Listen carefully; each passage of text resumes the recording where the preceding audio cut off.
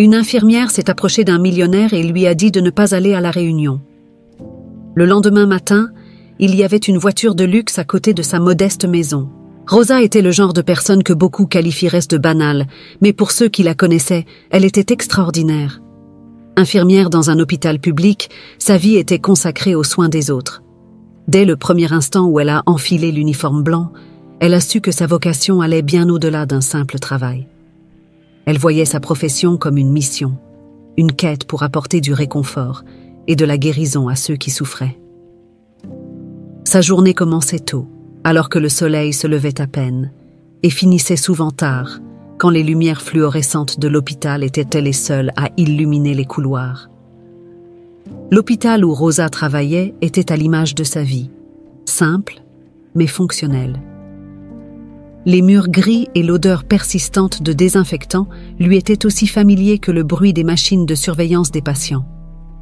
Malgré des conditions souvent difficiles, Rosa ne se plaignait jamais. Pour elle, chaque patient était une occasion de faire la différence, d'offrir non seulement des soins médicaux, mais aussi un sourire, un mot de réconfort, quelque chose qui puisse égayer la journée de quelqu'un. En revanche, Alexandre Montparnasse vivait dans un monde totalement différent. Il était le genre d'homme qui se faisait remarquer partout où il allait, non seulement par sa grande taille et son allure élégante, mais aussi par l'aura de pouvoir et de contrôle qu'il dégageait. Alexandre était connu dans le monde des affaires comme l'un des entrepreneurs les plus prospères et impitoyables de sa génération. Son empire était vaste, couvrant plusieurs industries, et son nom était synonyme de richesse et de réussite. Pourtant, malgré toute sa fortune, Alexandre était un homme solitaire. Il préférait le silence de son manoir à la compagnie des autres, à l'exception peut-être de ses conseillers et avocats avec qui il discutait de ses prochaines acquisitions et stratégies d'affaires. Pour lui, les émotions étaient des faiblesses qu'il ne pouvait pas se permettre d'avoir. Les affaires étaient sa vie, et il vivait pour elles, sans jamais perdre de vue son objectif principal, grandir, prospérer et maintenir sa position au sommet. Le destin de Rosa et d'Alexandre se croisa un matin apparemment banal. Alexandre avait été hospitalisé après un accident de voiture qui, heureusement, n'avait pas causé de blessures graves. Néanmoins, il avait besoin de soins médicaux pour se remettre de quelques contusions et du choc de l'accident. C'est ainsi qu'il se retrouva sous les soins de Rosa. Quand Rosa entra pour la première fois dans la chambre d'hôpital d'Alexandre, elle remarqua immédiatement la différence entre lui et ses autres patients. Alexandre était assis sur son lit, déjà vêtu d'un peignoir élégant, tapant frénétiquement sur son ordinateur portable, tandis qu'un assistant attendait en silence dans un coin de la pièce. L'infirmière, habituée aux patients souvent vulnérables et effrayés, vit en Alexandre une force froide et une détermination qui l'impressionnèrent et, en même temps, l'inquiétèrent. « Bonjour, monsieur Montparnasse », dit Rosa d'une voix douce en s'approchant du lit pour vérifier ses signes vitaux. « Comment vous sentez-vous aujourd'hui ?» Alexandre ne détourna pas les yeux de l'écran de son ordinateur portable. « Je vais bien, je veux juste reprendre le travail le plus vite possible », répondit-il d'un ton qui ne laissait pas place à la conversation. Rosa, cependant, n'était pas du genre à se laisser intimider facilement. Elle savait que, pour bien prendre soin de ses patients, elle devait les connaître, comprendre leurs besoins, non seulement physiques, mais aussi émotionnels. Et malgré tous les efforts d'Alexandre pour dissimuler ses sentiments, Rosa sentait qu'il y avait quelque chose de plus derrière cette façade rigide. Les jours passaient, et Rosa continuait à s'occuper d'Alexandre avec le même dévouement qu'elle consacrait à tous ses patients. Cependant, elle remarqua qu'à chaque visite, il semblait de plus en plus impatient. Alexandre était pressé de quitter l'hôpital et de reprendre sa routine de travail, ce qui se reflétait dans son attitude de plus en plus impatiente. Un jour, alors qu'elle vérifiait les appareils qui surveillaient les signes vitaux d'Alexandre, Rosa décida de tenter une nouvelle conversation. « Monsieur Montparnasse, parfois, ralentir un peu peut être ce dont nous avons besoin pour nous rétablir complètement », suggéra-t-elle gentiment mais fermement. Alexandre leva enfin les yeux de son ordinateur portable et regarda Rosa, une expression de surprise sur le visage. « Je n'ai pas le temps de ralentir, infirmière. Mon travail exige que je sois toujours en avance, toujours en mouvement. Ralentir n'est pas une option. » Rosa se contenta de sourire. « Je comprends, monsieur Montparnasse, mais la santé est quelque chose que l'on ne peut pas acheter avec de l'argent. Elle a besoin de temps et de soins, comme toute autre chose importante dans la vie. » Ces mots, dits avec tant de simplicité, résonnèrent en Alexandre plus qu'il ne voulait l'admettre. Il se rendit compte que, malgré sa froideur, Rosa ne faisait que son travail du mieux qu'elle pouvait. Et bien qu'il ne veuille pas le reconnaître, il y avait quelque chose de rassurant dans la façon dont elle le traitait, quelque chose qu'il n'avait pas ressenti depuis longtemps. Une préoccupation sincère qui n'avait rien à voir avec les affaires ou les intérêts personnels. Et c'est ainsi que, lentement, une connexion commença à se former, même si de manière subtile, entre l'infirmière et l'homme d'affaires. Ils étaient encore des mondes à part, mais, sans le savoir, le destin avait déjà commencé à tisser quelque chose de plus grand pour eux deux. Les jours à l'hôpital suivaient leur routine habituelle, mais quelque chose était sur le point de changer dans la vie de Rosa. Depuis qu'elle avait commencé à s'occuper d'Alexandre Montparnasse, elle avait remarqué quelque chose de troublant dans son empressement à quitter l'hôpital et à reprendre ses affaires. Alexandre était un homme mu par l'ambition, et cela se manifestait dans chaque conversation qu'il avait avec son avocat et ses assistants, qui le visitaient fréquemment pour discuter des affaires en cours. Un matin, alors qu'elle ajustait la perfusion d'un patient dans une autre chambre, Rosa entendit des voix familières dans le couloir. C'était Alexandre, accompagné de son avocat, discutant de quelque chose avec une intensité qui attira son attention. Elle n'était pas du genre à écouter les conversations des autres, mais à ce moment-là, quelque chose dans la voix d'Alexandre la fit s'arrêter et prêter attention. « Cette réunion est cruciale, Gérard. Nous devons nous assurer que tout soit en ordre, » disait Alexandre, la voix chargée d'urgence. « Nous ne pouvons pas nous permettre d'échec, surtout pas maintenant. » Gérard, l'avocat d'Alexandre, semblait tout aussi préoccupé. « Je comprends, monsieur Montparnasse, mais nous devons nous assurer que tous les impliqués soient conscients des risques. Nous parlons d'un accord qui pourrait définir l'avenir de l'entreprise. » Rosa sentit un frisson parcourir son échine. Ce n'était pas tant la conversation en elle-même qui la dérangeait, mais l'intensité avec laquelle Alexandre parlait. Il y avait quelque chose de sombre dans ce dialogue, quelque chose qui lui fit sentir un poids sur la poitrine. Elle tenta d'ignorer cela, se convainquant que ce n'était que son imagination, mais le sentiment persistait, devenant de plus en plus difficile à ignorer. Plus tard dans la journée, Rosa se rendit dans la chambre d'Alexandre pour effectuer les procédures quotidiennes. Il était au téléphone, comme toujours, discutant des détails d'affaires avec quelqu'un à l'autre bout de la ligne. Elle attendit patiemment qu'il termine l'appel, mais son esprit était accaparé par ce pressentiment qui ne la laissait pas en paix. Finalement, Alexandre raccrocha le téléphone et regarda Rosa avec l'expression impatiente habituelle. « Infirmière, je ne veux plus perdre de temps ici. Assurez-vous que tous mes examens sont en ordre. Je dois partir demain, » dit-il sans détour. Rosa hésita un instant, luttant contre l'envie de dire ce qu'elle avait en tête. Elle savait qu'Alexandre n'était pas le genre de personne à apprécier les conseils, surtout venant de quelqu'un comme elle, mais le sentiment que quelque chose de terrible pouvait se produire était accablant. « Monsieur Montparnasse, » commença Rosa, sa voix plus ferme qu'elle ne l'avait espéré. « Je sais que cela ne fait pas partie de mon travail, mais j'aimerais vous demander quelque chose. » Alexandre haussa les sourcils, surpris. Il n'était pas habitué à ce que les autres s'adressent à lui de manière si directe, surtout une infirmière. « Qu'est-ce que c'est, infirmière ?» demanda-t-il, maintenant un peu curieux. Rosa prit une grande inspiration avant de continuer.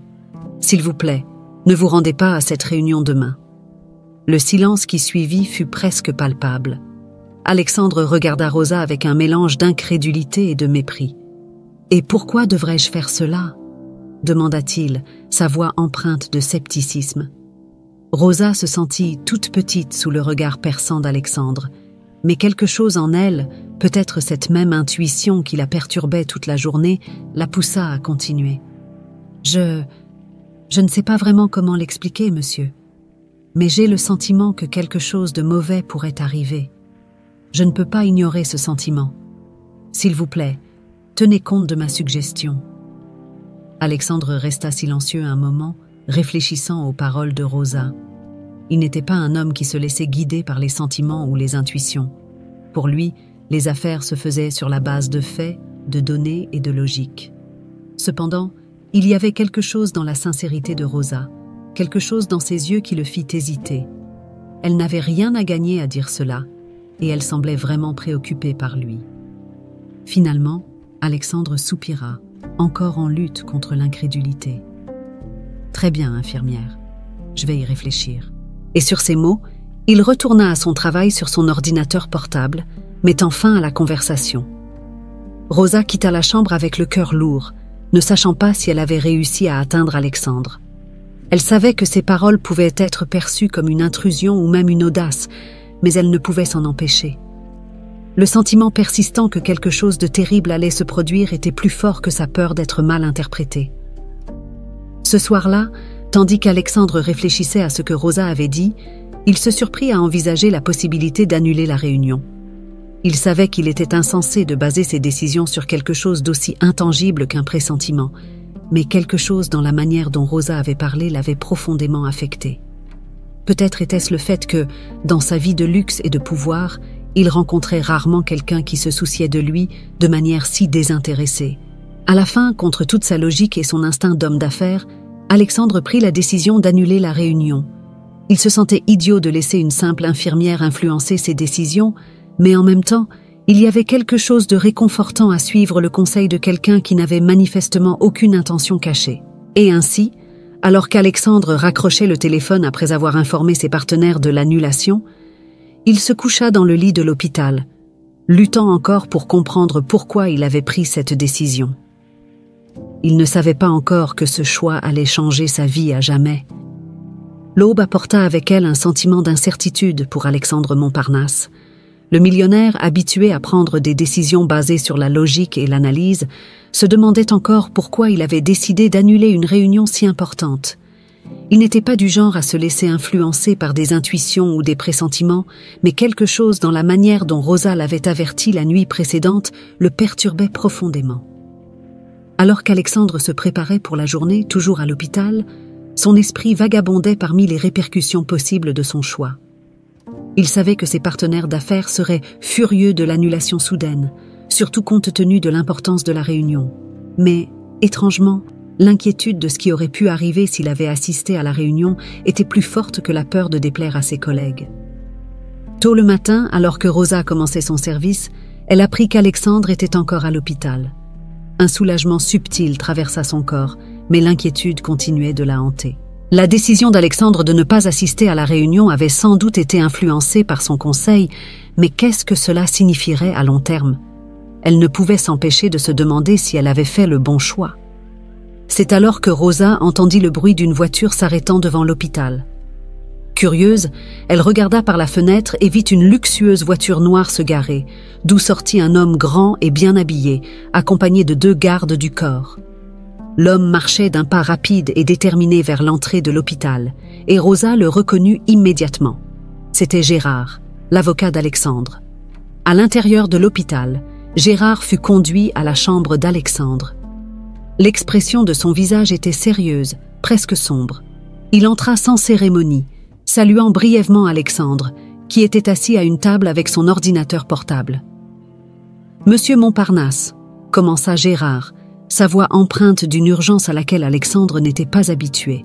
« J'ai des nouvelles que vous devez entendre immédiatement. » Alexandre ferma l'ordinateur portable et regarda Gérard, son cœur s'accélérant légèrement.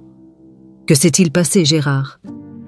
Gérard prit une grande inspiration avant de parler. « La réunion que vous avez annulée, il y a eu un attentat. Tous ceux qui étaient de présent n'ont pas survécu. » Pendant un moment, le temps sembla s'arrêter pour Alexandre. Il ne pouvait pas croire ce qu'il entendait. Un attentat? Comment cela était-il possible? Il avait pris tant de précautions, s'était assuré que la sécurité soit renforcée. Et pourtant, il était là, vivant, tandis que tous les autres ne l'étaient pas. La voix de Gérard ramena Alexandre à la réalité. « Monsieur, vous avez sauvé votre propre vie en annulant cette réunion. Si vous y étiez allé, vous ne seriez pas ici maintenant. » Alexandre ressentit une vague de choc et de soulagement en même temps. Rosa avait raison. Son intuition, qu'il avait d'abord méprisée, lui avait sauvé la vie. Mais avec ce soulagement, vint une avalanche de culpabilité et de responsabilité. Il ne pouvait s'empêcher de penser aux personnes qui avaient perdu la vie, aux partenaires d'affaires qu'il connaissait si bien. Tous morts. Sans dire un mot, Alexandre se leva et marcha jusqu'à la fenêtre, regardant la ville en contrebas. Ses pensées étaient en ébullition. Comment pouvait-il continuer à vivre en sachant qu'il avait été sauvé par un simple coup de chance, alors que d'autres, moins chanceux, avaient trouvé leur fin? Après quelques minutes de silence, Alexandre se tourna vers Gérard, son expression ferme, mais avec une touche de vulnérabilité qu'il montrait rarement. « Gérard, je veux que tout soit fait pour s'assurer que les familles des victimes reçoivent tout le soutien possible. Et je veux découvrir qui est responsable de cela. Utiliser toutes les ressources nécessaires. » Gérard acquiesça, s'attendant déjà à cette réponse. « Bien sûr, monsieur Montparnasse. Je suis déjà en contact avec les autorités. Nous ferons tout ce qui est nécessaire. » Tandis que Gérard partait pour exécuter ses ordres, Alexandre resta en silence, absorbant encore la gravité de la situation. Il y avait quelque chose de plus qu'il devait faire, quelque chose qui n'impliquait ni affaire ni justice. Il avait besoin de voir Rosa. Rosa était occupée à s'occuper d'un autre patient lorsqu'Alexandre entra dans le couloir. Il la trouva dans la salle de repos, assise un instant, en train de prendre une gorgée d'eau. Lorsqu'elle le vit, son expression montra de la surprise et de l'inquiétude. « Monsieur Montparnasse, que s'est-il passé? Tout va bien ?» demanda Rosa, sachant que quelque chose de grave s'était produit. Alexandre s'approcha et s'assit à côté d'elle, un geste qu'il ne faisait que rarement avec quelqu'un en dehors de son cercle immédiat. « Rosa, je dois te remercier, » dit-il, sa voix chargée d'une sincérité qu'il exprimait rarement. « Tu m'as sauvé la vie. » Rosa resta silencieuse un instant, absorbant ce qu'il venait de dire. « Que voulez-vous dire, monsieur Montparnasse ?» Alexandre lui raconta alors l'attentat, comment tous ceux qui étaient à la réunion étaient morts, et comment il avait été épargné grâce à son conseil. « Je ne sais pas comment l'expliquer, mais toi, tu savais que quelque chose n'allait pas, et je ne t'ai pas écouté tout de suite. Sans toi, je serais mort à l'heure qu'il est. » Rosa ressentit un mélange d'émotions en entendant cela. Une partie d'elle était soulagée d'avoir suivi son instinct, mais l'autre partie était profondément attristée par les vies qui avaient été perdues. « Je ne savais pas, monsieur. J'ai juste senti que quelque chose n'allait pas. Je suis soulagée que vous alliez bien. » Alexandre regarda Rosa avec une expression à laquelle elle ne s'attendait pas. C'était un regard de gratitude profonde, mêlé à la reconnaissance que sa vie avait été changée à jamais par ce simple avertissement. « J'ai offert une récompense, mais je sais que tu n'en veux pas. Néanmoins, je veux trouver une façon de te remercier pour ce que tu as fait pour moi. » Rosa se contenta de sourire doucement. « Je n'ai pas fait cela en attendant quelque chose en retour, monsieur Montparnasse. Je suis juste contente que vous soyez en vie. Cela me suffit. » Alexandre resta silencieux, touché par sa sincérité. « Quoi qu'il en soit, je trouverai un moyen. Tu mérites bien plus que tu ne l'imagines. » Et ainsi, tandis qu'Alexandre quittait l'hôpital ce jour-là, il savait que sa vie prenait un nouveau tournant. Quelque chose en lui avait changé, quelque chose de profond et irréversible. Et il savait que, d'une certaine manière, Rosa était la clé de ce changement. Les jours qui suivirent furent différents pour Alexandre Montparnasse. Après l'attentat auquel il avait échappé de justesse, sa vie commença à changer de façon qu'il n'aurait jamais imaginée. L'homme autrefois connu pour sa froideur et son acharnement implacable dans les affaires se retrouvait maintenant à remettre en question tout ce qu'il croyait être important. Alexandre pensait constamment à Rosa, l'infirmière qui, par une simple phrase, lui avait sauvé la vie. Il se souvenait de la façon dont elle lui avait parlé, avec une inquiétude sincère et sans rien attendre en retour. Cela l'avait profondément touché. Dans un monde où tout semblait tourner autour du pouvoir et de l'argent, Rosa représentait quelque chose de différent, quelque chose de pur. Bien que sa guérison physique soit pratiquement complète, Alexandre continuait à visiter l'hôpital régulièrement. Officiellement, il se disait qu'il effectuait des contrôles de routine, mais au fond de lui, il savait que ces visites étaient une excuse pour voir Rosa. Il voulait comprendre ce qu'il y avait en elle qui l'attirait tant, ce qui faisait qu'une femme si simple avait eu un impact si grand sur sa vie. Rosa, de son côté, était surprise par la fréquence des visites d'Alexandre. Bien qu'il ne l'ait jamais dit explicitement, elle savait que sa présence n'était pas seulement pour des raisons médicales. Il y avait quelque chose de plus, quelque chose qu'elle ne parvenait pas à définir. Alexandre la traitait avec une considération à laquelle elle n'était pas habituée, surtout de la part de quelqu'un de son rang. Lors d'une de ses visites, Alexandre apparut à l'hôpital avec un bouquet de fleurs. Lorsqu'il tendit les fleurs à Rosa, elle fut visiblement surprise. « Monsieur Montparnasse, ce n'est pas nécessaire », dit-elle, en essayant de dissimuler le rouge qui montait à ses joues. « Veuillez m'appeler Alexandre », répondit-il, avec un sourire qui semblait faire fondre la rigidité habituelle de ses traits. « Et je sais que tu penses que ce n'est pas nécessaire, mais pour moi ça l'est. Tu as fait quelque chose pour moi que personne d'autre n'aurait pu faire. Je ne peux pas simplement laisser passer cela sans au moins essayer de te montrer ma gratitude. » Rosa sourit timidement et accepta les fleurs. « Merci Alexandre. C'est très gentil de votre part. » À partir de ce jour, Alexandre commença à apporter de petits cadeaux à chaque visite. Un livre qu'il pensait que Rosa pourrait aimer, une boîte de chocolat fin ou même un stylo élégant. Bien que Rosa appréciât ses gestes, elle se sentait un peu mal à l'aise avec tant d'attention. Non pas qu'elle n'aimait pas cela, mais parce qu'elle n'était pas habituée à recevoir des cadeaux ou à être au centre de l'attention de quelqu'un comme Alexandre. « Vous n'avez pas besoin de faire ça », disait-elle souvent, mais Alexandre répondait toujours avec un sourire tranquille. « Je veux le faire, Rosa. Et honnêtement, c'est le minimum que je puisse faire. » Avec le temps, les conversations entre eux devinrent plus personnelles. Alexandre commença à poser des questions sur la vie de Rosa, sur sa famille, ses intérêts, ses rêves. Rosa, d'abord réservée, commença peu à peu à s'ouvrir, sentant qu'elle pouvait faire confiance à Alexandre. Elle lui raconta son enfance, comment elle était tombée amoureuse du métier d'infirmière et ce qui la motivait à continuer dans un travail si exigeant. « J'ai toujours voulu aider les gens », dit Rosa, un après-midi calme, alors qu'il prenait un café à la cafétéria de l'hôpital. « Je ne suis pas riche, mais je pense que je peux faire une différence dans la vie des gens d'une autre manière. Je crois que nous avons tous la responsabilité de faire le bien là où nous le pouvons. » Alexandre écoutait attentivement, admirant la simplicité et la profondeur des paroles de Rosa.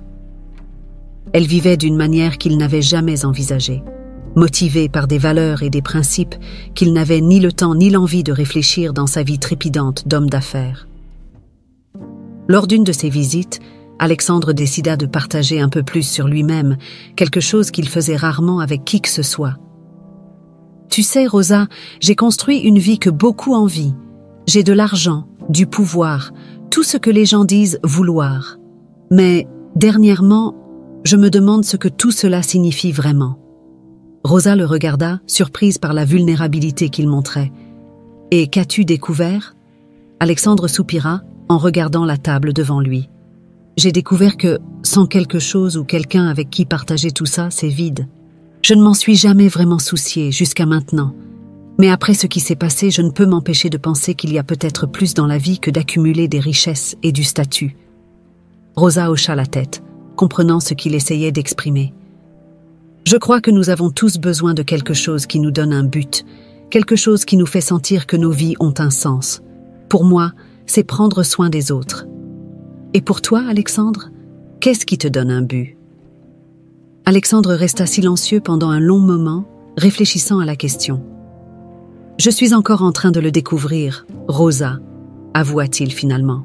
« Mais, pour la première fois, j'ai l'impression d'être sur la bonne voie. » Cette conversation marqua un tournant dans la relation entre Alexandre et Rosa. Il ne s'agissait plus seulement de gratitude ou de cadeaux. C'était à propos d'une connexion authentique qui se formait entre deux personnes de mondes complètement différents, mais qui, d'une manière ou d'une autre, se comprenaient et se soutenaient.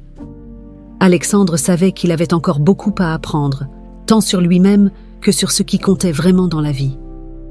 Mais avec Rosa à ses côtés, il sentait qu'il était prêt à affronter ces questions, aussi difficiles soient-elles. Les visites régulières d'Alexandre à l'hôpital continuèrent, et avec le temps, il se sentait de plus en plus déconnecté de sa vie précédente, la vie qu'il considérait autrefois comme essentielle. La routine des affaires, les réunions interminables et les négociations constantes qui remplissaient autrefois ses journées semblaient maintenant moins importantes, presque vides en comparaison de ce qu'il vivait dans ses interactions avec Rosa. Un après-midi, après une réunion avec le directeur de l'hôpital pour discuter de l'installation des nouveaux équipements qu'il avait donnés, Alexandre décida de rendre visite à Rosa sans la prévenir. En la trouvant, il remarqua qu'elle était épuisée, mais elle conservait tout de même ce sourire doux qu'il admirait tant. Rosa, comme à son habitude, était absorbée par ses tâches, prenant soin de ses patients avec la même dévotion et tendresse qu'à l'accoutumée. Alexandre l'observait de loin, remarquant chaque détail de son travail. La manière dont elle se déplaçait avec grâce et précision, le ton de voix calme et rassurant qu'elle utilisait en parlant aux patients, et la patience infinie qu'elle démontrait, même dans les moments les plus difficiles. Il réalisait que Rosa possédait quelque chose qu'il avait toujours aspiré à avoir, mais qu'il n'avait jamais réussi à atteindre, un véritable sens du but, quelque chose qui allait au-delà de la richesse et du pouvoir. Lorsque Rosa eut enfin un moment de répit, Alexandre s'approcha, tenant une petite boîte dans ses mains. « Rosa », commença-t-il, avec une douceur inhabituelle dans la voix, « j'ai quelque chose pour toi. » Rosa regarda la boîte, surprise. « Alexandre, tu as déjà fait tellement pour moi et pour l'hôpital. Tu n'avais pas besoin d'apporter autre chose. » Alexandre sourit, mais insista.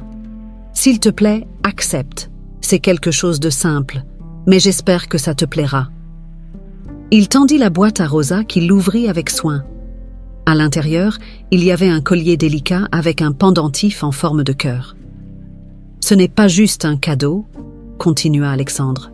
« C'est un symbole de tout ce que tu représentes pour moi.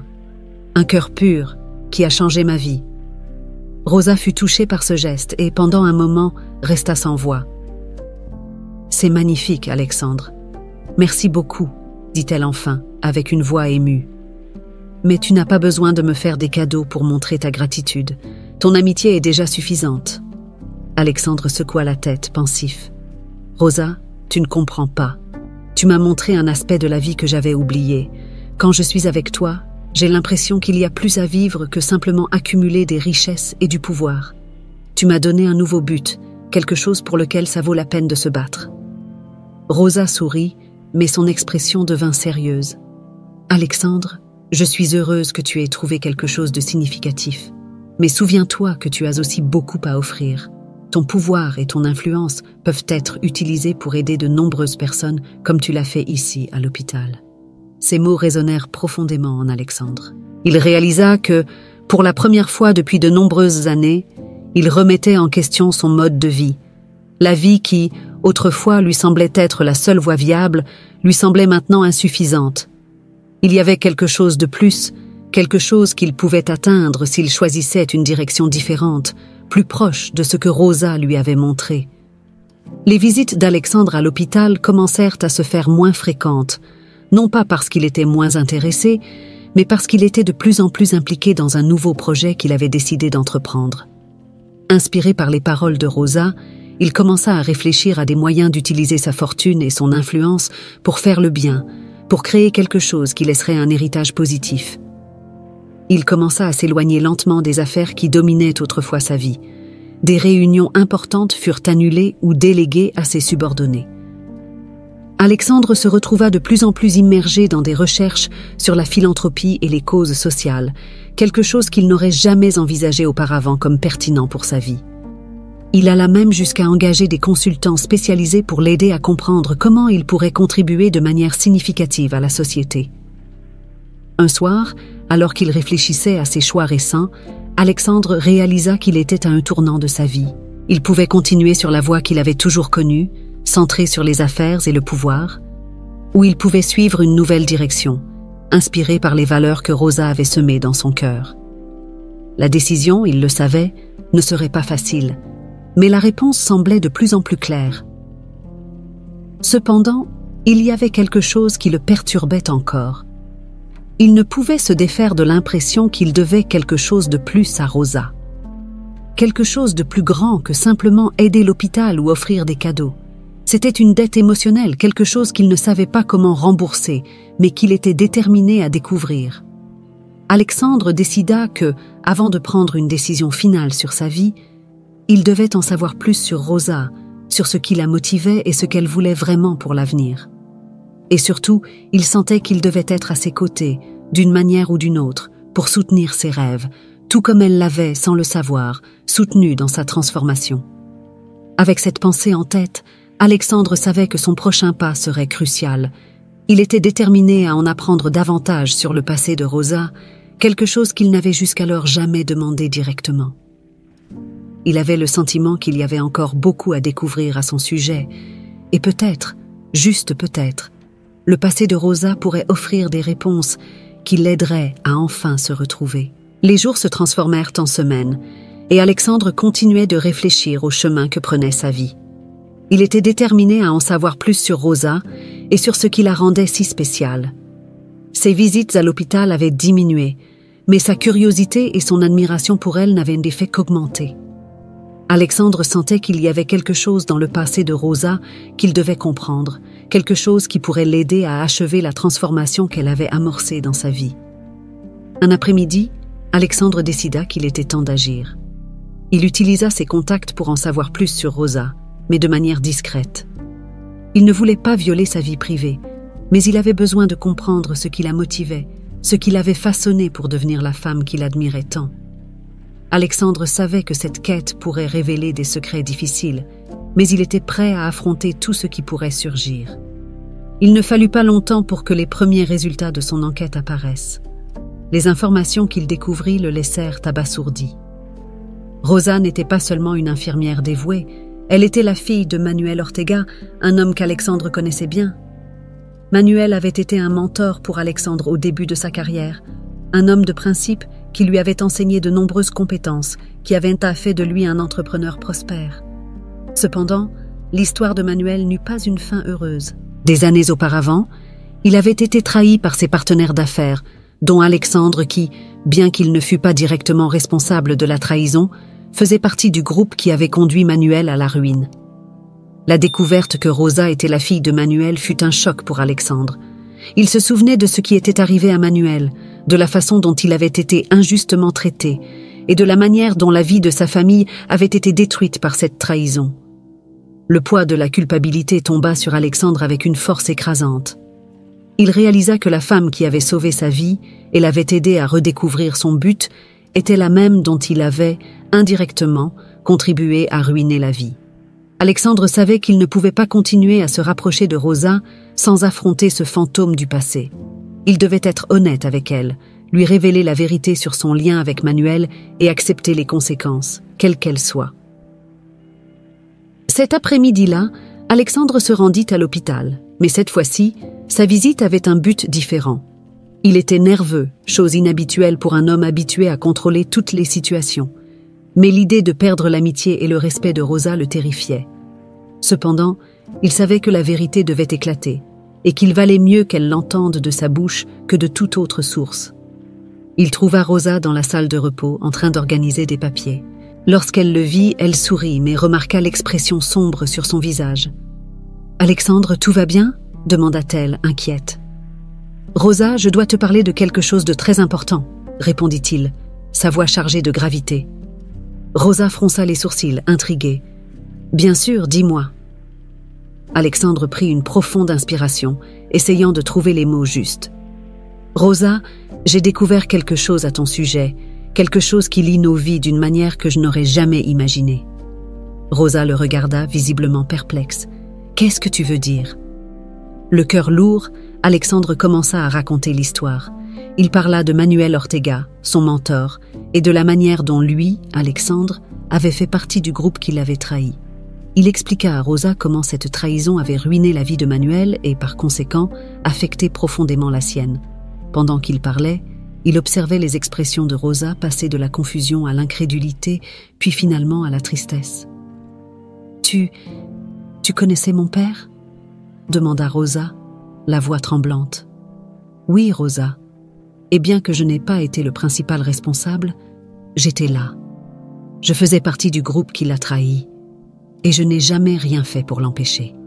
J'étais jeune, ambitieux, et je ne pensais qu'à ma réussite.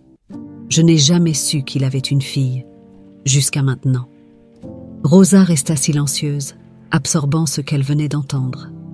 La révélation était accablante. L'homme qu'elle avait commencé à admirer, qui était devenu une partie importante de sa vie, était directement lié à la plus grande souffrance de sa famille. Les émotions contradictoires envahissèrent son esprit.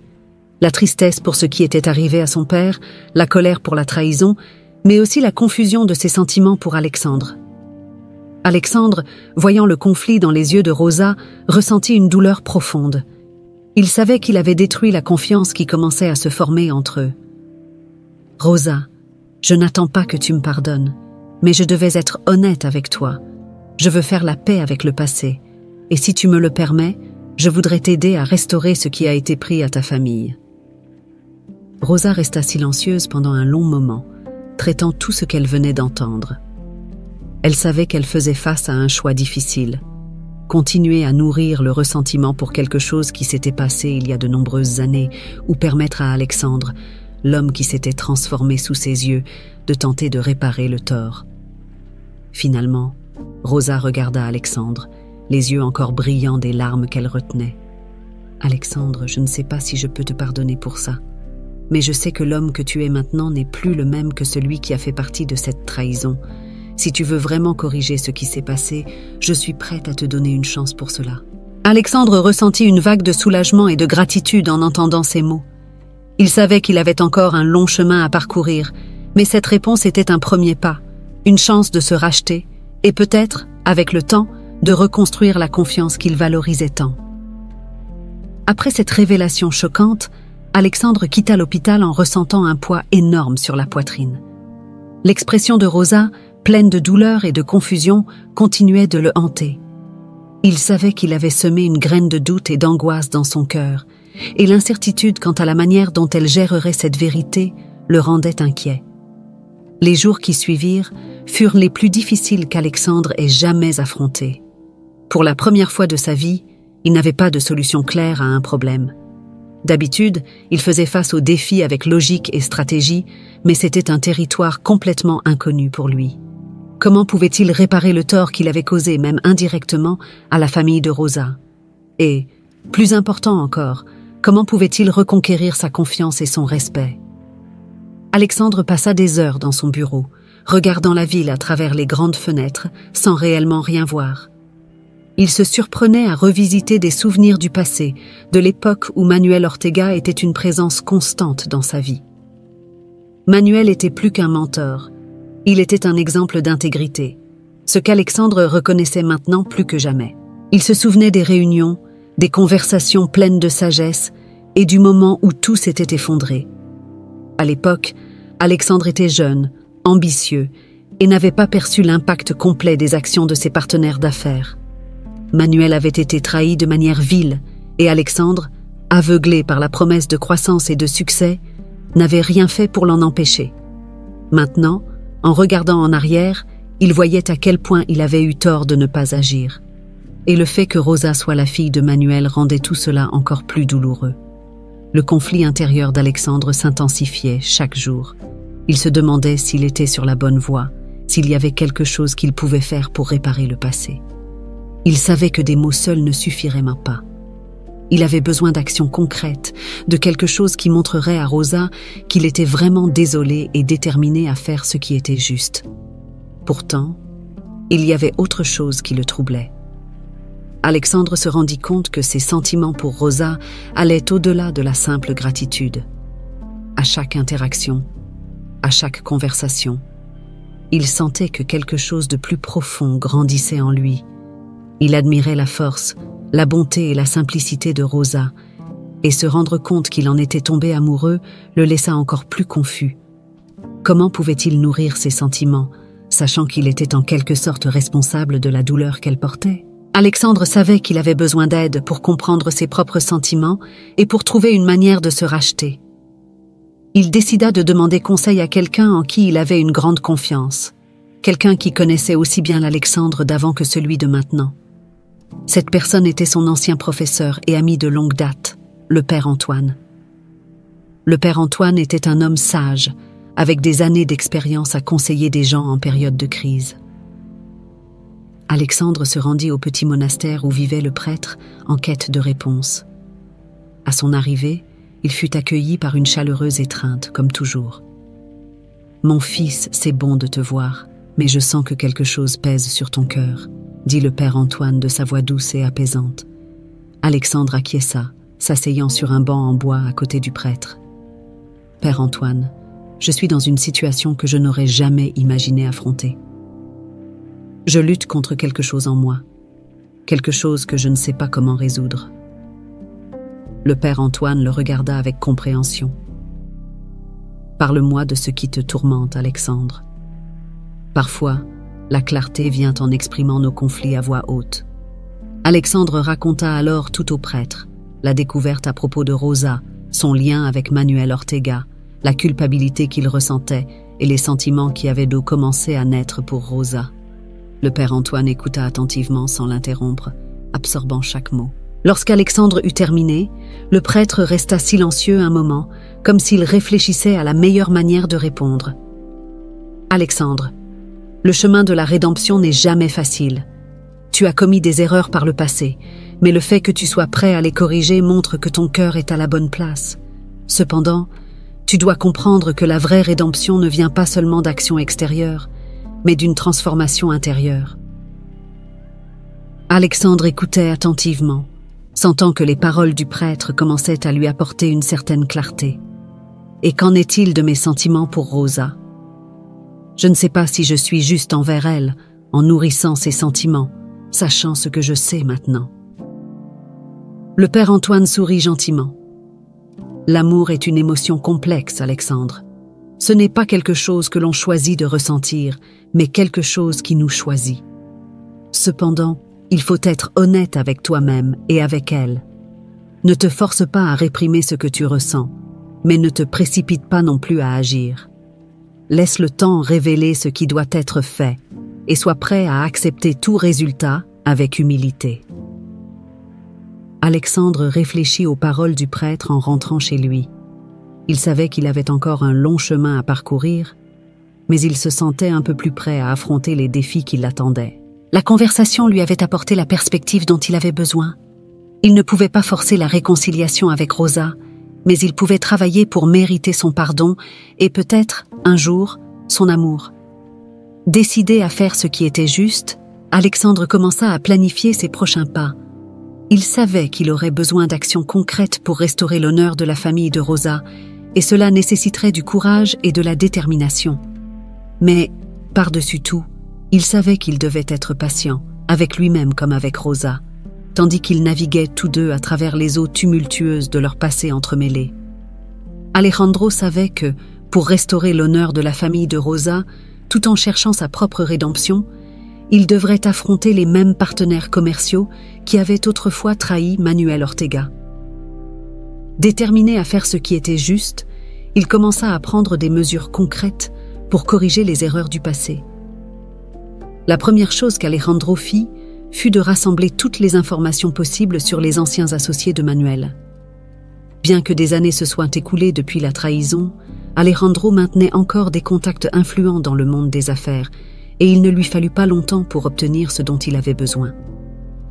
Il découvrit que 2 des principaux responsables du coup contre Manuel étaient toujours actifs, dirigeant des entreprises prospères et continuant leurs pratiques douteuses. Alejandro décida d'agir avec discrétion, conscient que tout mouvement précipité pourrait alerter ces hommes et les pousser à prendre des mesures pour se protéger. Il commença à travailler avec un détective privé de confiance, quelqu'un avec qui il avait déjà collaboré dans d'autres situations délicates. Ensemble, ils commencèrent à rassembler des preuves qui pourraient incriminer les anciens associés de Manuel, tant pour leurs actions passées que pour leurs actes présents. Pendant qu'Alejandro se consacrait à cette mission, il tentait également de maintenir un contact avec Rosa. Cependant, elle était distante. Depuis la révélation concernant le passé de son père, Rosa semblait plus réservée, limitant leurs interactions à de simples formalités. Alejandro comprenait qu'elle avait besoin de temps pour tout assimiler, mais il ne pouvait s'empêcher de ressentir une douleur aiguë à chaque fois qu'il la voyait, sans ce sourire chaleureux qui était autrefois si courant. Un après-midi particulièrement difficile, Alejandro reçut un appel de son détective. Monsieur Montparnasse, j'ai des bonnes et des mauvaises nouvelles, commença l'homme à l'autre bout du fil. Alejandro, assis dans son bureau, ferma les yeux un instant, se préparant à ce qui allait suivre.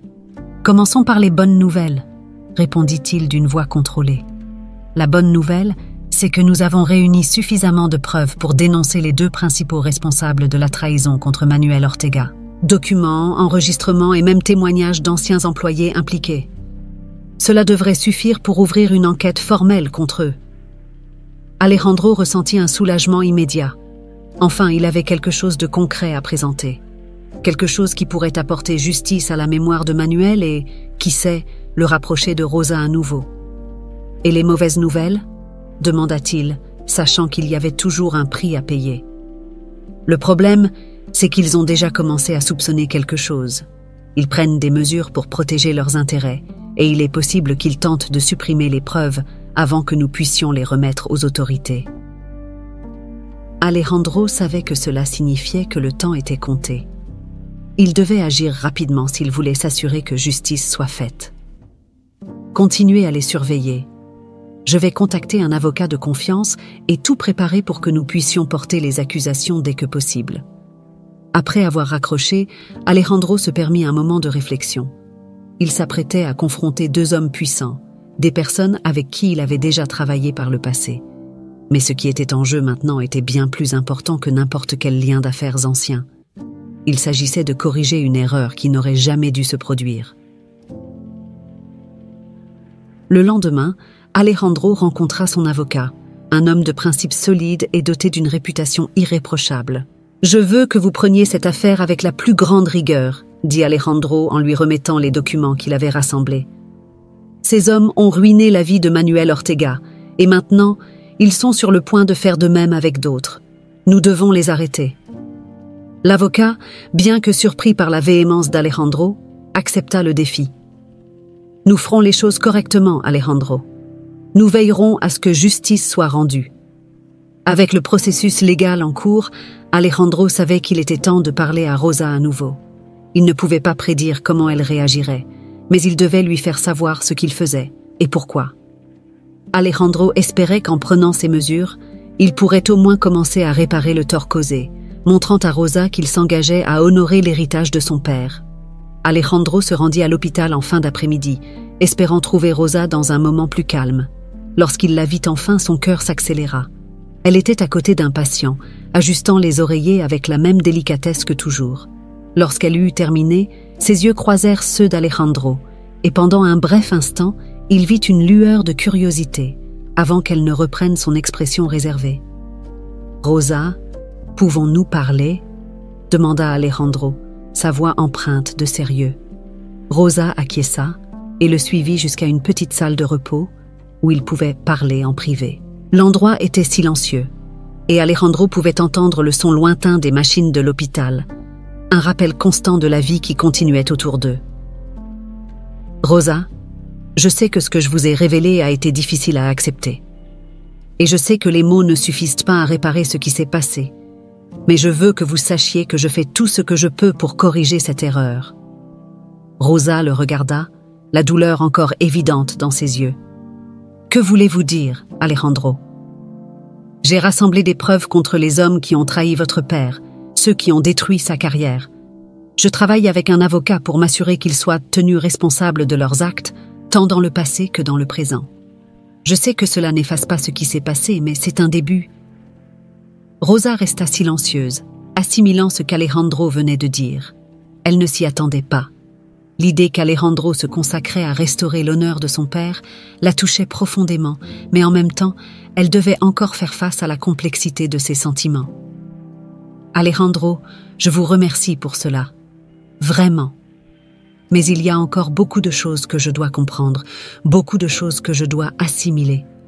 Ce n'est pas facile pour moi. » Alejandro acquiesça, respectant l'espace dont Rosa avait besoin. « Je comprends, Rosa, et je suis ici pour ce que vous aurez besoin.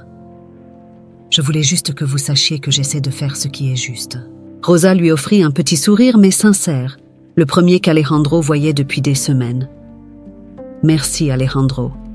Voyons où cela nous mène. » Avec ces mots, Alejandro sentit qu'un petit progrès avait été réalisé.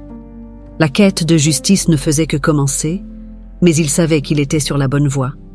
Et par-dessus tout, il savait que chaque pas qu'il faisait n'était pas seulement pour Manuel Ortega, mais aussi pour Rosa, la femme qui avait changé sa vie de manière irrévocable. Alors qu'Alejandro avançait dans sa mission pour exposer les anciens partenaires de Manuel Ortega, ces hommes puissants commencèrent à réaliser qu'ils étaient sous enquête. Carlos Rivera et Héctor Luna, les deux principaux responsables de la trahison qui avait ruiné la vie de Manuel, étaient de plus en plus méfiants face au mouvement d'Alejandro. Ils savaient qu'il n'était pas le genre d'homme à agir sans une bonne raison, et le fait qu'il remue le passé les alarmait. Carlos et Héctor étaient des vétérans dans le monde des affaires, habitués à gérer des situations adverses. Ils avaient construit leur fortune sur des décisions froides et calculées, souvent aux dépens des autres. Lorsqu'ils réalisèrent qu'Alejandro était en train de remuer d'anciennes blessures, ils comprirent qu'ils devaient agir rapidement pour protéger leurs intérêts. Dans une salle de réunion luxueuse, au sommet d'un gratte-ciel, Carlos et Héctor se rencontrèrent pour discuter de la marche à suivre. La tension dans l'air était palpable, et tous deux savaient qu'ils ne pouvaient se permettre de sous-estimer Alejandro. « Il se rapproche trop de la vérité », dit Carlos, sa voix basse, mais empreinte d'urgence. « Si Alejandro découvre tout ce que nous avons fait, nous risquons non seulement de perdre nos fortunes, mais aussi de finir en prison. » Héctor, plus posé, acquiesça.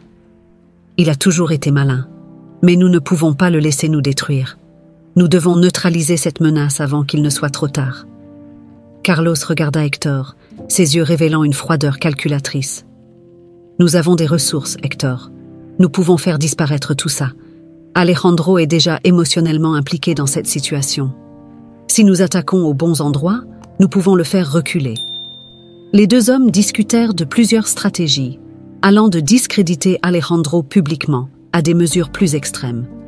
Ils savaient qu'il représentait une véritable menace, surtout parce qu'il était motivé par quelque chose de plus profond que de simples affaires, la culpabilité et le besoin de rédemption. Et c'était cette motivation émotionnelle qui le rendait dangereux.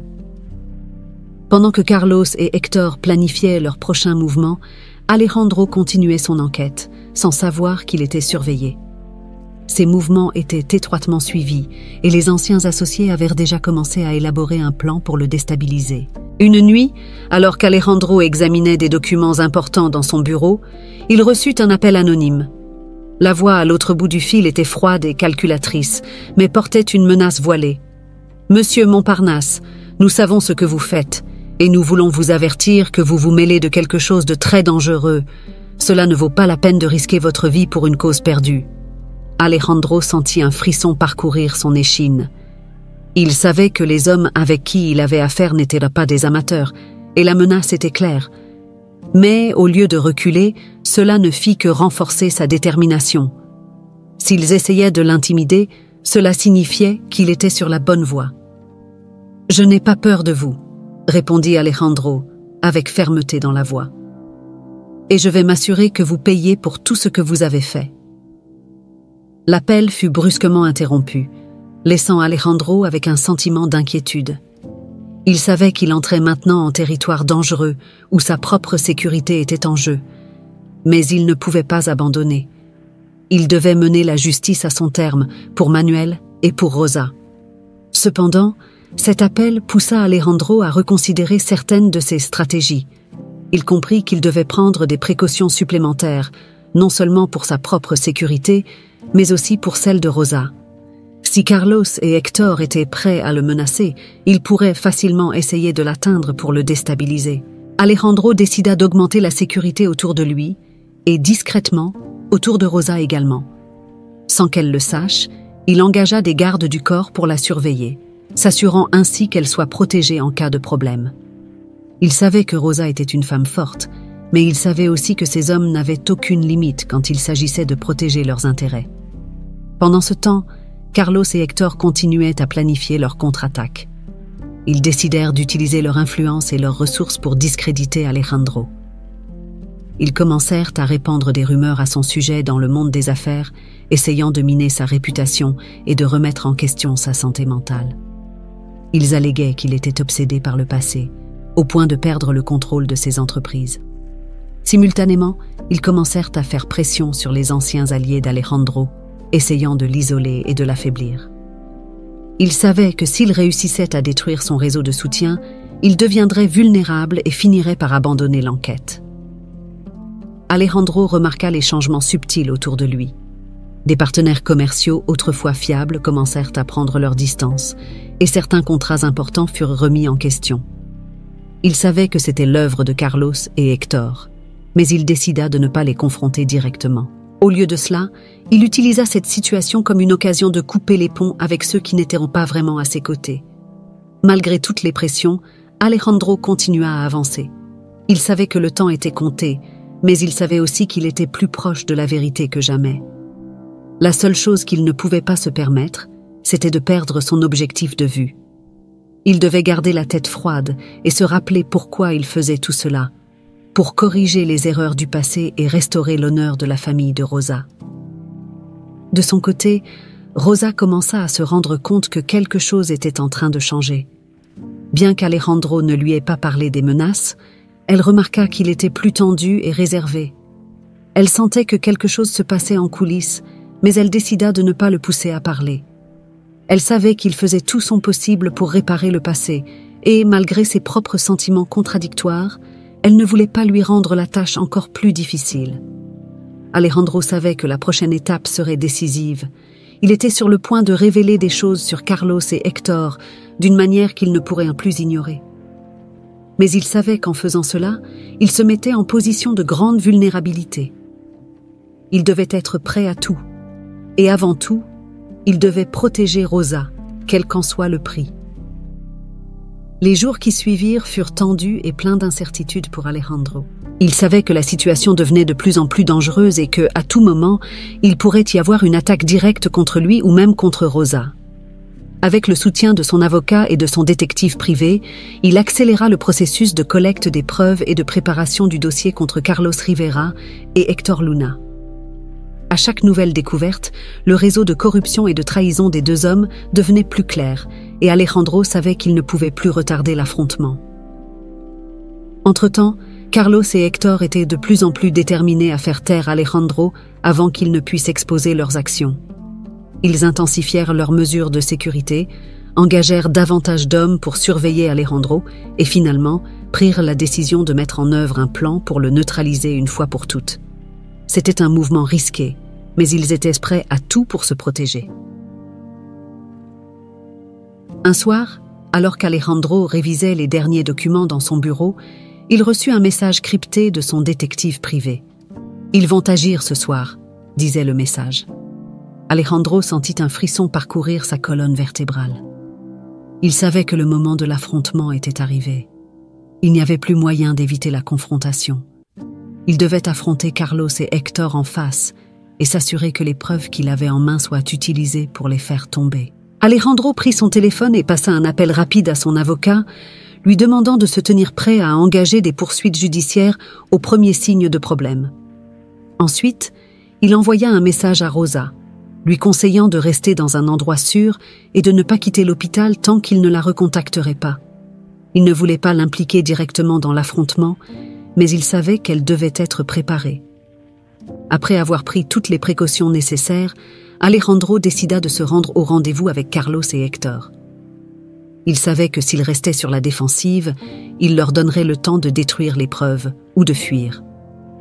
Il devait les affronter face à face, montrer qu'il n'avait pas peur et qu'il était prêt à les faire tomber. Le lieu du rendez-vous était un ancien entrepôt industriel, situé dans une zone isolée de la ville, loin de toute agitation ou de témoins. C'était le genre d'endroit où des affaires louches étaient menées et où les secrets les plus sombres pouvaient être enterrés sans laisser de traces. Alejandro arriva sur les lieux avec l'esprit aiguisé et la détermination de ne pas quitter cet endroit sans s'assurer que justice soit faite. En entrant dans l'entrepôt, Alejandro vit Carlos et Héctor l'attendre, entourés de leurs hommes de confiance. L'atmosphère était sombre, avec une faible lumière, et le bruit des vieilles machines en arrière-plan créait une ambiance presque étouffante. Carlos, avec un sourire glacial, fut le premier à parler. « Montparnasse, tu es plus courageux que je ne le pensais. Venir ici tout seul, dit-il, avec un ton mêlant mépris et amusement. Alejandro resta calme, les yeux fixés sur ceux de Carlos. « Je suis venu terminer ce que j'ai commencé, Carlos. Je sais tout ce que toi et Hector avez fait. J'ai suffisamment de preuves pour vous anéantir, et je vais les utiliser. » Hector, à côté de Carlos, ricana doucement, comme si tout cela était une mauvaise blague. « Tu penses vraiment que tu vas sortir d'ici vivant, Alejandro ? Tu es en infériorité numérique, nous pouvons en finir tout de suite. » Alejandro savait qu'il était dans une situation dangereuse, mais il y avait quelque chose que Carlos et Hector ignoraient. En se préparant pour la rencontre, Alejandro avait pris des mesures supplémentaires. Il avait apporté avec lui une petite caméra cachée dans son manteau, transmettant en direct à son avocat et aux autorités locales. Chaque parole, chaque mouvement était enregistré et transmis, garantissant que même s'il lui arrivait quelque chose, la justice serait rendue. Avec un sourire serein, Alejandro répondit « Je sais exactement où je suis et ce que je fais, Hector. Et vous devriez aussi savoir que je ne suis pas seul. Cette rencontre est diffusée en direct. Si quelque chose m'arrive, les preuves seront utilisées immédiatement et vous serez plus finis que vous ne l'êtes déjà. » Carlos et Hector se regardèrent, la panique commençant à poindre dans leurs yeux. Ils ne s'attendaient pas à ce qu'Alejandro aille aussi loin. La menace d'une exposition publique les a déconcertés, et pour la première fois, ils ont réalisé qu'ils perdaient le contrôle de la situation. « Tu es plus malin que je ne le pensais, Montparnasse, » dit Carlos, essayant de garder son calme. « Mais on peut encore résoudre ça autrement. On peut faire un marché. Tu abandonnes cette folie, et on s'assure que rien ne t'arrive, ni à ta précieuse infirmière. » La mention de Rosa fit bouillir le sang d'Alejandro. Il savait que Carlos et Hector étaient prêts à tout pour se protéger, y compris menacer la vie de personnes innocentes. Mais il n'était pas prêt à négocier avec eux, pas après tout ce qu'il avait découvert. « Il n'y a pas de marché, Carlos. Ce que vous avez fait à Manuel Ortega et ce que vous continuez à faire à d'autres, ça s'arrête aujourd'hui. Je vais m'assurer que vous payez pour tout. » Carlos, réalisant qu'il n'y avait plus de place pour les négociations, fit un signe à ses hommes. La tension dans l'air était palpable, et Alejandro savait que les prochaines paroles et actions seraient décisives. Mais avant que les hommes de Carlos ne puissent agir, les portes de l'entrepôt furent ouvertes avec force et une équipe de police fit irruption. Armés, ils arrêtèrent tous les impliqués, y compris Carlos et Hector. Alejandro ressentit un mélange de soulagement et de triomphe en voyant que les autorités étaient arrivées à temps. Son plan avait fonctionné, et la justice était enfin rendue. Alors que Carlos et Hector étaient menottés et emmenés par les autorités, Alejandro respira profondément, sentant le poids de la tension quitter ses épaules. Il savait qu'il avait remporté une bataille importante, mais la guerre n'était pas encore totalement gagnée. Il restait encore beaucoup à faire pour s'assurer que tous les responsables soient tenus pour compte et que l'honneur de Manuel Ortega soit pleinement restauré. Avec la fin du dernier affrontement, Alejandro quitta l'entrepôt et se dirigea vers l'hôpital, où Rosa l'attendait. Il savait qu'il aurait besoin de temps pour digérer tout ce qui s'était passé, mais il était déterminé à aller de l'avant, convaincu d'avoir fait ce qu'il fallait. Après le face-à-face dans l'entrepôt, Alejandro ressentit un mélange de soulagement et d'épuisement. La bataille qu'il avait menée contre Carlos et Hector était enfin terminée, mais il savait qu'il restait encore beaucoup à faire pour garantir que la justice triomphe.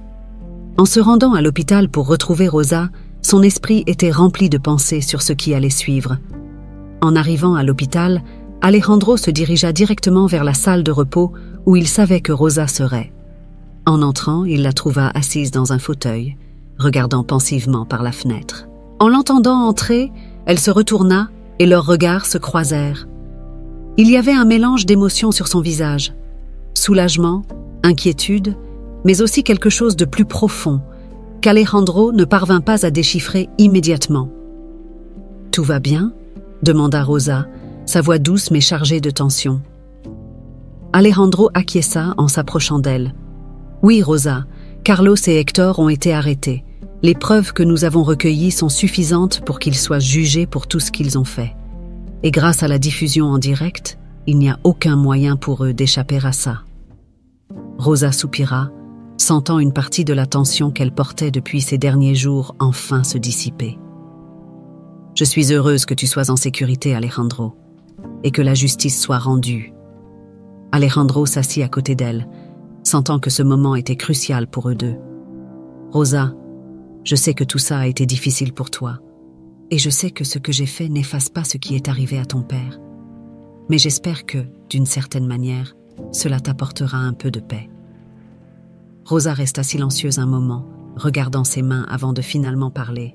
« Alejandro, ce que tu as fait dépasse de loin ce que j'aurais pu espérer. Tu aurais pu simplement ignorer tout ça, mais tu as choisi de te battre pour la justice. Je sais que cela a été difficile pour toi aussi, de confronter ton propre passé. » Alejandro l'observait attentivement, essayant de comprendre ce qu'elle ressentait. « Rosa, ce que j'ai fait était le minimum que je pouvais faire. Je ne voulais pas que le souvenir de ton père soit seulement marqué par la trahison.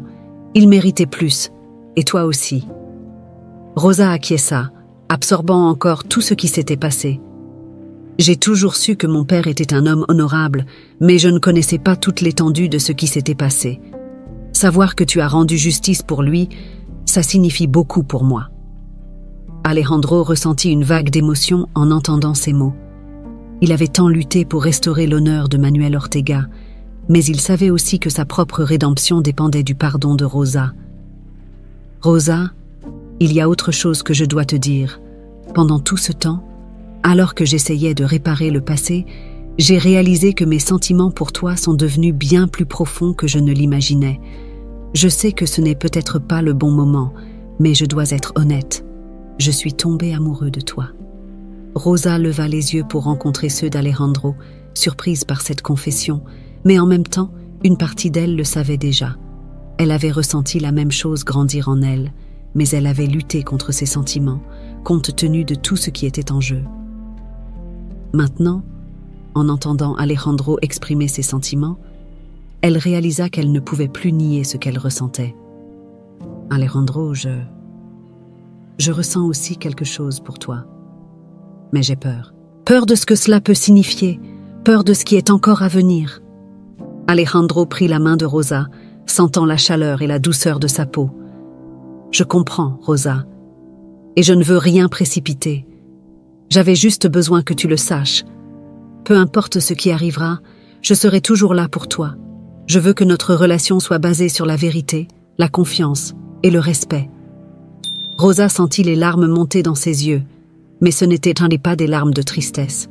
C'étaient des larmes de soulagement, d'espoir, d'un avenir qu'elle n'avait jamais imaginé possible. « Alejandro, j'apprécie ton honnêteté, et je veux donner une chance à ça. À nous. Mais nous devons y aller doucement, nous devons construire ça ensemble. » Alejandro acquiesça, comprenant la profondeur des paroles de Rosa. « Nous allons faire ça bien, Rosa, sans précipitation, sans pression, seulement ce qui est le mieux pour nous deux. » Les jours qui suivirent marquèrent une nouvelle phase dans la vie de chacun. Alejandro, désormais libéré du poids du passé, commença à se consacrer à des causes qui lui tenaient vraiment à cœur, utilisant son influence pour faire le bien et aider ceux qui en avaient besoin. La Fondation Ortega, créée en hommage à Manuel, devint un symbole de rédemption et d'espoir, aidant les familles touchées par les injustices et offrant un soutien juridique et financier. Rosa continua son travail à l'hôpital, mais avec un nouveau sens du devoir. Elle savait que, avec Alejandro à ses côtés, elle pourrait faire encore plus pour aider les autres. Ensemble, ils commencèrent à planifier des projets qui pourraient bénéficier à la communauté, toujours avec l'objectif de redonner aux gens la dignité et la justice qu'ils méritaient. Avec le temps, la relation entre Alejandro et Rosa s'épanouit. Ils avaient appris à se faire confiance, à partager leurs peurs et leurs espoirs, et à construire un avenir fondé sur l'amour et la compréhension. Leur histoire, marquée par la douleur et la rédemption, est devenue une source d'inspiration pour beaucoup, montrant que, même face aux erreurs les plus graves, il y a toujours une chance de recommencer. Le hangar où la confrontation finale a eu lieu a été transformé en un centre communautaire, un endroit où les gens pouvaient chercher de l'aide et des conseils, symbolisant la transformation de ce qui était autrefois un lieu de trahison en un symbole d'espoir et de renouveau. Finalement, Alejandro et Rosa ont trouvé la paix qu'ils cherchaient tant. Ils savaient que le chemin ne serait pas toujours facile, mais ils étaient prêts à l'affronter ensemble, convaincus que, tant qu'ils se tiendraient l'un à l'autre, ils pourraient surmonter n'importe quel défi. Et ainsi, avec les cicatrices du passé guéries et les yeux tournés vers l'avenir, Alejandro et Rosa ont entamé un nouveau chapitre de leur vie, un chapitre rempli d'amour, de justice et de la certitude que, quoi qu'il arrive, il y aura toujours de la lumière au bout du tunnel.